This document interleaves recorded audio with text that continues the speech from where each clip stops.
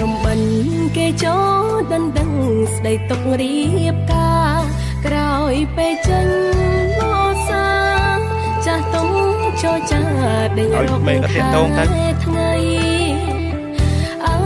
ណិតសង្សារបានត្រឹមស្រឡាញ់តែគ្មាននិស្ស័យម្ដាយអូនបំបីរូបស្រីឲ្យភ្លេចប្រុសថ្លៃ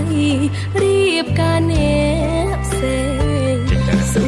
ក្បត់ប្រុសថ្លៃជេស្ដីអូនចោះនួនល្អ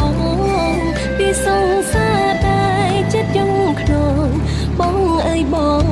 ព្រោះអូនបាយឆ្វេងដឹងបងខូចចិត្តអាយអូនក្រំចិត្តតែមិនអាចថ្លៃស៊ូវៀមទុំពួនជុំភ្នាក់អាយទឹកភ្នែកត្រាំត្រៃ